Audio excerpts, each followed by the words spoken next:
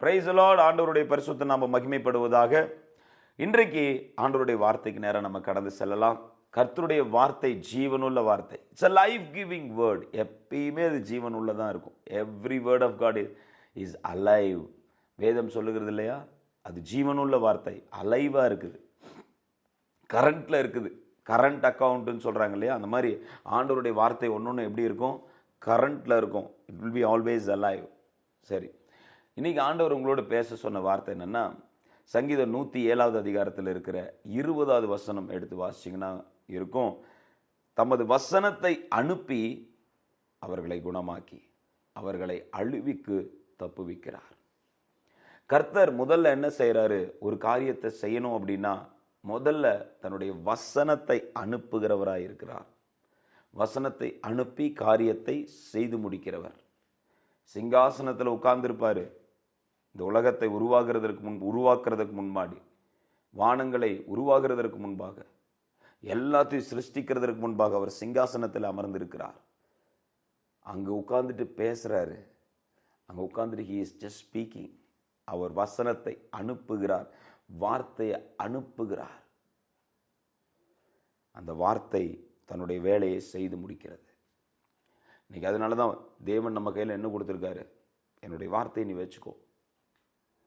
இந்த வார்த்தை தான் உனக்கு வாழ்க்கை. இந்த வார்த்தை உன் இருதயத்தோடு பேசும் மகளே.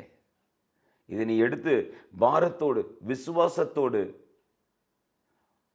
உன்னுடைய சூழ்நிலையில எவ்வளவு கடினமா இருக்கும் பொழுதும் இந்த வசனத்தை நீ நோக்கி பார்க்கும் பொழுது அந்த வசனத்துக்குள்ள இருந்து நான் உனக்கு வெளிப்படுவேன்.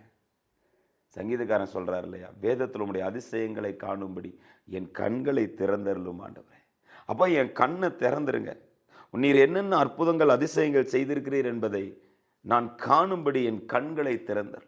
அப்போஸ்தலனாகிய பவுல் அதான் ஜெபிக்கிறார், ஆண்டவரே பிரகாசமான மனக்கண்களை இவர்களுக்கு தர வேண்டுமாய் ஜெபிக்கிறேன். உம்முடைய வேதத்தில் இருக்கிற ரகசியங்களை, உம்முடைய செய்கைகளை, உம்முடைய அற்புதங்களை, நீர் அவங்க வாழ்ற வாழ்க்கையில பரிசுத்த ஆவியானவர் அவங்களை சுற்றி என்னெல்லாம் அற்புதம் செய்கிறாருங்கிறத ஆண்டவரே நீர் அதை வெளிப்படுத்த வேண்டுமாய் சொல்லி ஜெபிக்கிறேன். பிரகாசமுள்ள மனக்கண்களை கர்த்தர் நமக்கு தருவாராக. அந்த பிரகாசமுள்ள மனக்கண்கள் இருந்தால் ஆவிகளை சரியாய் நம்ம பகுத்தறியலாம். ஒருவர் வந்து நம்மோடு பேசும்போதே அவங்களுக்குள்ள என்ன ஆவி கிரியை செய்கிறது, என்ன அவங்களுடைய காரியம் அப்படிங்கிறது ஆவியானவர் என்ன பண்ணிடுவார், நமக்கு வெளிப்படுத்துகிறவராக இருக்கிறார். That's the power of Holy Spirit. சரி, கர்த்தருடைய வார்த்தை அவ்வளோ முக்கியம். நான் பார்த்தீங்கன்னா நம்ம கிளவுட் ஆஃப் கிரைஸ்ட் திருச்சபை நடத்தி கொண்டிருக்கிறோம். இந்த சபை ஆரம்பிக்கிறதுக்கு முன்னாடி ஆண்டவர் வந்து தரிசனம் கொடுத்தார்.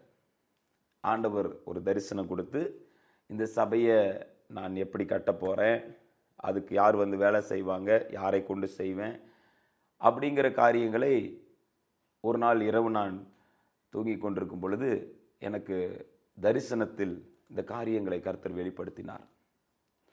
அதை வெளிப்படுத்தினதுக்கப்புறம் எனக்கு நான் கான்ஃபிடென்ட் ஆகிட்டேன். ஓகே, நம்ம இதை செய்யணும் அப்படின்னு சொல்லிட்டு, இதை கட்டணும் அப்படின்னு சொல்லிட்டு. அப்போ நான் ஒசூர் போயிட்டுருக்கேன். ஒசூரில் வந்து இந்த சாந்தி நகர் ரோடு இருக்குது இல்லைங்களா, இந்த சாந்தி நகர் ரோட்டில் பைக்கில் போயிட்டுருக்கேன். அப்படியே ஓரமாக போயிட்டுருக்கேன். நடந்து போகிறவங்க போவாங்க இல்லையா, அந்த மாதிரி ஸ்பீடில் தான் போவேன். ஏன்னா நிறைய திங்க் பண்ணுவேன். அதே சமயத்தில் பார்த்துட்டு கொஞ்சம் மெதுவாக ஸ்லோவாக ஓட்டிகிட்டு போயிட்டுருப்பேன். அப்போ கரெக்டாக ஒரு ஓரமாக போயிட்டுருக்கேன். முன்னாடி ஒரு பஸ் வந்துச்சு. அந்த பஸ்ஸை தாண்டி கரெக்டாக போகலான்ட்டு போகும்போது அந்த பஸ்ஸுக்கு பின்னாடி இருந்து ஒரு டியோ வண்டி வருது. டியோ வண்டின்னு சொல்லுவாங்க இல்லையா, அதில் ஒரு டியோ ப்ளூ கலரில் ஒரு வண்டி வருது. அதுக்கு மேலே ஒருத்தன் உட்காந்துட்டு இருக்கான். பாதி மண்டையில் முடி இல்லை. அந்த முடி இருக்கிற ஏரியாவில் பாதி ப்ரௌனாக இருக்குது, பாதி வெள்ளையாக இருக்குது. அப்படியே பேண்ட்டு பார்த்தீங்கன்னா முட்டிக்கு தான் போட்டிருக்கான். நேராக நம்ம வண்டியை நோக்கி வரான். என்னடா இவன் இங்கே வந்துட்டு இருக்கான், இவ்வளோ ஸ்பீடாக வந்துட்டு இருக்கிறான்னு நான் பார்க்குறேன். நேராக வந்துட்டு இருக்கணும், சைடில் போவான்னு பார்த்தா நேராக நம்ம பைக்குக்கு நேராக வந்துட்டான். என்னடா அது வம்பா போச்சு அப்படின்னு பார்த்து நான் ஆல்ரெடி ஸ்லோவாக தான் போயிட்டுருக்கேன். இது நிறுத்தவும் முடியல என்னால். அப்படியே இப்படி பார்த்துட்டு இருக்கேன். சில அப்படியே நேராக வந்து அடித்தான். அடிச்சுட்டு பார்க்குறேன், அந்த டியோவில் வந்தவன் மேலே பறக்கிறான். அப்படியே போய் பின்னாடி கார்பரேஷன் இது இருக்குது குப்பை, நேராக அப்படியே பறந்துட்டு போய் அங்கே சுற்றிட்டு இருக்கிறான். அப்படியே ரவுண்ட் அடிச்சுட்டு போய் விழுந்து எந்திரிச்சுக்கிட்டான். நான் பார்க்குற கரெக்டாக நம்ம வண்டியில் அந்த ஃப்ரண்ட்டில் இருக்கிற அந்த டூம்லாம் கொஞ்சம் இதாகிடுச்சு. எனக்கு லைட்டாக காலில் கொஞ்சம் அடி. அப்போ உட்காந்து யோசிக்கிறேன், என்ன ஆண்டவர் உங்களுடைய சித்தம் தானா? நான் நிறைய யோசிச்சுட்டு போயிட்டுருக்கேனே. எனக்கு தரிசனம் வந்துச்சு, ஆனால் எனக்கு நீங்கள் கன்ஃபார்ம் பண்ணணும், எனக்கு நீங்கள் இன்னும் தெளிவாக பேசணும், எனக்கு நீங்கள் வசனத்தின் மூலமாக உறுதிப்படுத்துங்க. அதாவது நல்லா புரிஞ்சுக்கோங்க, ஆண்டவர் நமக்கு தரிசனம் கொடுத்தாருன்னா, ஆண்டவர் நம்முடைய இருதயத்தில் சொப்பனங்கள் மூலமாக பேசினார்னா, ஆண்டவர் நமக்கு பரலோகத்திலிருந்து ஒரு தரிசனங்களை கொடுக்கிறார் என்றால் அது நிச்சயமாகவே வேத வசனத்தோடு ஒத்து போகக்கூடியதாக இருக்கும். வேத வசனத்துக்கும் அந்த தரிசனத்துக்கும் முரணா எப்பயுமே இருக்காது. அந்த பிப்ளிக்கல் ரியாலிட்டி அதுவும் உங்களுடைய தரிசனமும் கிட்டத்தட்ட அப்படியே அலைன் ஆகி தான் வரும். அப்போ நான் சொல்கிறேன், okay, I got the vision but I want the word. Amen. எனக்கு தரிசனம் கொடுக்கப்பட்டிருக்கு, பட் ஆனால் எனக்கு என்ன வேணும்? எனக்கு அந்த வார்த்தை வேணும் ஆண்டவரே. நீங்கள் உங்கள் அதை தான் நம்ம பிடிச்சிக்க முடியுங்க. நமக்கு பயங்கரமான பிரச்சனைகள் வரும் பொழுது, நமக்கு போராட்டங்கள் வரும் பொழுது, புயல்கள் அடிக்கிற பொழுது நம்ம பிடிச்சு நிற்கிறது என்னன்னா கர்த்தருடைய வார்த்தையாக தான் இருக்கணும். நம்முடைய வாழ்க்கையில் பலவிதமான சூழ்நிலைகள் வரும் இல்லையா? காற்று அடிக்கும், மழை அடிக்கும், வெள்ளம் வரும். நீங்கள் மும்பையில் பாருங்கள், நியூஸில் மும்பையில் பாருங்கள், ஃபுல்லாக வெள்ளமாக இருக்குது, ரோடெல்லாம் தண்ணியாக இருக்குது, எந்த வண்டியும் போக முடியல, வர முடியல. இதே ஆவிக்குரிய வாழ்க்கையில் சில சேதங்கள் வரும், மழை வரும், வெள்ளம் வரும். அப்போ எதை பிடிச்சிட்டு நிற்கிறது? How can I hold the word of God? பைபிளில் நிறைய வாக்குத்தத்தங்கள் இருக்குதான். அந்த காரியத்துக்கு, என்னுடைய காரியத்துக்கு, என்னுடைய சூழ்நிலைக்கு என்ன வசனம் நீங்கள் கொடுக்குறீங்க ஆண்டவரே, என்ன வாக்குகள் நீங்கள் வைத்திருக்கிறீங்கப்பான்னு சொல்லி நம்ம ஆண்டவர் சமூகத்துக்கு போகணும். நான் தான் செஞ்சேன். உடனே ஆண்டவர் சமூகத்துக்கு போனேன். ஆண்டவரே, சபைங்கிற விஷயம் ரொம்ப டிவைனான விஷயம், இதை நான் எப்படி ஹேண்டில் பண்ண போகிறேன், எப்படி நான் அதை செய்ய போகிறேன். I was inexperienced. எங்கள் அப்பா ஒரு பாஸ்டர் கிடையாது, எங்கள் அம்மாவும் ஒரு பாஸ்டர் கிடையாது. I am not born to a Christian family. How I am going to run the church? நான் எப்படி ஒரு சபையை நான் ரன் பண்ணுவேன் நான் அப்படின்னு சொல்லிட்டு போயிட்டுருக்கேன். போயிட்டு நல்லா ஆண்டவர் சமூகத்தில் உட்காந்து புலம்புறேன். எவ்வளோ ஆண்டவர்கிட்ட இருதயத்தை கொட்ட முடியுமோ ஃபுல்லாக கொட்டிட்டேன். என்னோட பேசுங்கப்பான்னு சொல்லி. அப்போ வேதத்தை வாசிக்கும் பொழுது ஆவியானவர் ஒரு வசனத்தை எனக்கு இருதயத்துக்கு இருதயம் நேராக சொல்கிறாரு. அந்த வசனம் சங்கீதம் 110வது அதிகாரத்தில் இருக்கிற 4வது வசனம் பார்த்தீங்கன்னா இருக்கும், நீர் மெல்கிசதேக்கின் முறைமையின்படி என்றென்றைக்கும் ஆசாரியனாய் இருக்கிறீர் என்று கர்த்தர் ஆணையிட்டார், அவர் மனம் மாறாமலும் இருப்பார். உன்னை நான் அழைச்சிருக்கிறேன், நீ சபையை கட்டு, நான் உன் கையை பலப்படுத்துகிறேன்னு சொல்லி ஆவியானவர் எங்களோடு பேசினார். நீ மெல்கிசதேக்கின் முறைமையின்படி என்றென்றைக்கும் ஆசாரியனாய் இருக்கும்படி ஆசாரிய ஊழியத்தை நான் உனக்கு கொடுக்குறேன் மகனேன்னு சொன்னார். அது என்னுடைய இருதயத்தை அப்படியே ஸ்திரப்படுத்தினது.